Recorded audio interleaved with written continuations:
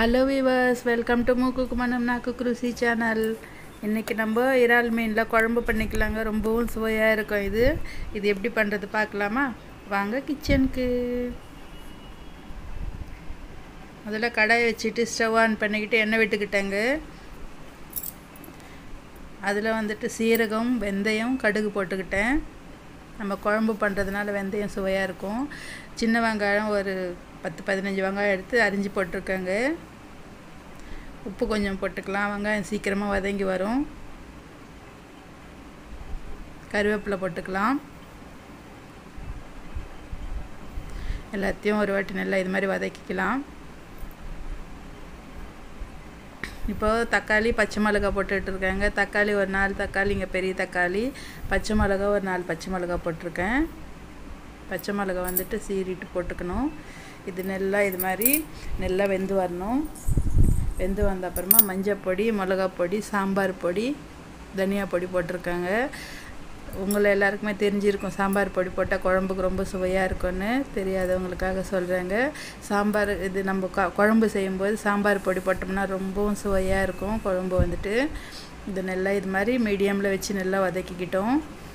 இப்போ இறா எடுத்து அதுக்கு குடல் இருக்கும் இல்லைங்களா, மேலே அதையும் எடுத்துட்டு, அது குடல் இருந்துச்சுன்னா அது நல்லா மண் வாசனை வருங்க. சாப்பிடும்போது உடம்புக்கும் ரொம்ப நல்லது இல்லை அது.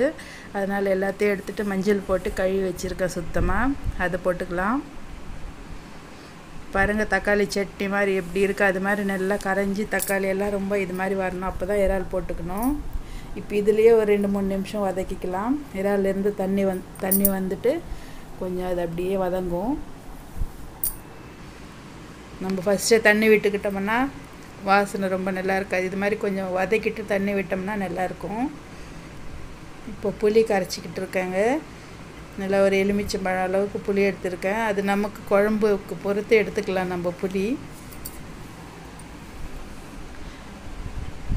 கரைச்சி வச்சுருக்கிறேன். ரசத்தை விட்டுக்கிட்டேங்க.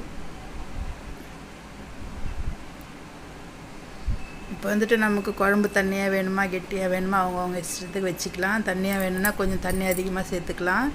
புளியில் இருக்கிற சத்தை எடுத்துட்டேன்.